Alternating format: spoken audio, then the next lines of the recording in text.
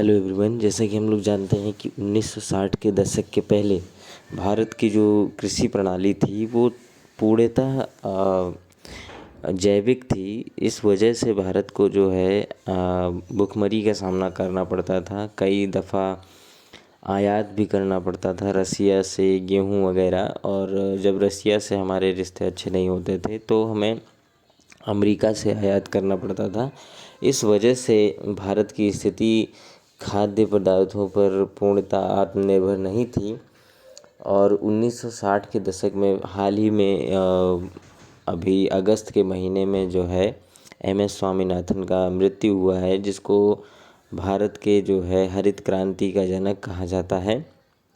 तो उनके बारे में और हरित क्रांति के बारे में हम लोग थोड़ा बहुत जानेंगे कि 1960 के दशक में जो है India converted into a modern industrial system, मतलब हमारे यहाँ हरित क्रांति आई और हमारा जो है एग्रीकल्चर सिस्टम जो है इंडस्ट्रियल सिस्टम में बदल गया।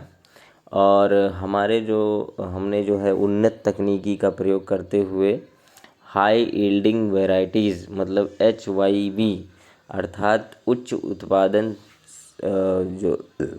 उच्च उत्पादक जो बीज है उनका प्रयोग करना शुरू कर दिया। और एम.एस. स्वामीनाथन जो है फर्टिलाइज़र, पेस्टिसाइड्स इत्यादि के आधार पर एम.एस. स्वामीनाथन ने जो है हमारे यहाँ हरित क्रांति को पूरी तरह से बिल्ड किया।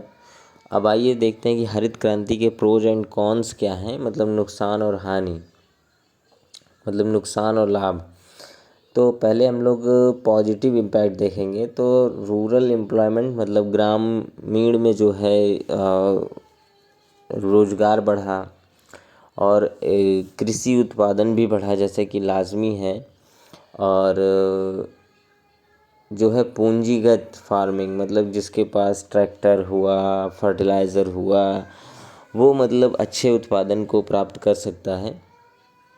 और रिडक्शन इन इंपोर्ट मतलब आयात जो हमारा 1960 के दशक के पहले से जो आयात होता था उसमें जो है रिडक्शन हुआ।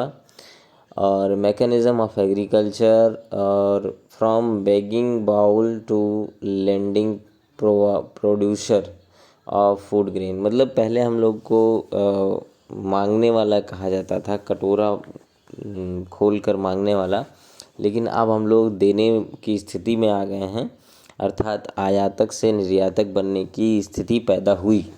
अब निगेटिव एस्पेक्ट्स क्या है, जैसे कि हम लोग जानते हैं कि अंधाधुंध प्रौद्योगिकी कभी भी लाभदायक नहीं होती है, वो सस्टेनेबल डेवलपमेंट नहीं कहा जा सकता उसको। और फिलहाल भारत के साथ साथ विश्व के सभी देश सस्टेनेबल डेवलपमेंट की तरफ देख रहे हैं।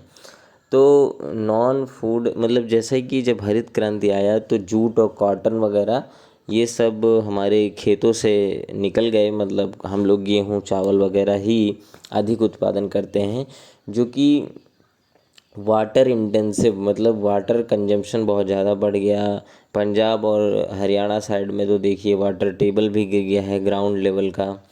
और केमिकल का ज़्यादा प्रयोग होने से मृदा क्षरण हो रहा है। इसी के लिए मेरा एक वीडियो भी है सेव सॉइल #SaveSoil पे मैंने बनाया है कि किस तरह से हम मिट्टियों को वापस ला सकते हैं उनकी पुरानी स्थिति में। तो कहीं ना कहीं ये जो हरित क्रांति है 1960 के दशक का, ये भी उस मृदा के डिग्रेडेशन में मतलब कुछ ना कुछ भागीदार है।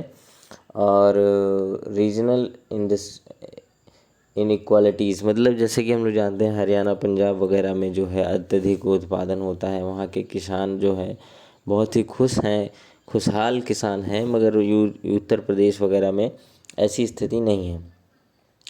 और इस हरित क्रांति से जो है जो मझोले सीमांत कृषक थे, मतलब जिनके पास अधिक कैपिटल इंटेंसिव फार्मिंग नहीं कर सकते थे, वो धीरे धीरे और गरीब होते चले गए। और जो कैपिटल इंटेंसिव फार्मिंग कर सकते थे वो धीरे धीरे और अमीर होते चले गए, अर्थात ट्रैक्टर फर्टिलाइज़र वगैरह जिसके पास होगा, पेस्टिसाइड्स, वही मतलब अच्छी खेती कर सकेगा इस प्रकार की खेती से।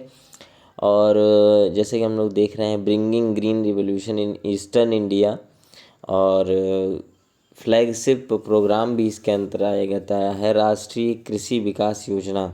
ऑब्जेक्टिव क्या है कि अन्य प्रदेश जैसे कि पंजाब और हरियाणा को छोड़ के अन्य प्रदेशों में भी उन्नत कृषि की जा सके। और एम.एस. स्वामीनाथन जो है ग्रीन रिवॉल्यूशन के जनक हैं, और इन्होंने जो है producing more with less such as less and land, less pesticide, less water and achieve to sustainable agriculture.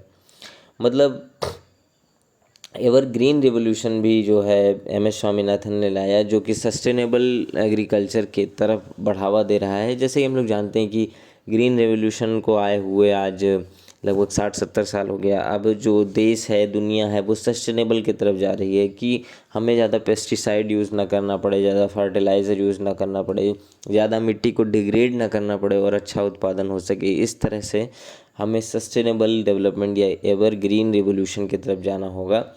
और इसी में जो है आगे पिंक रिवॉल्यूशन भी आया है, जो मीट और पोल्ट्री भी इसी के तहत जो है टेक्नोलॉजी एडवांसमेंट, अर्थात इनमें भी टेक्नोलॉजी को ला करके और इसका जो है पिंक रिवॉल्यूशन किया गया है।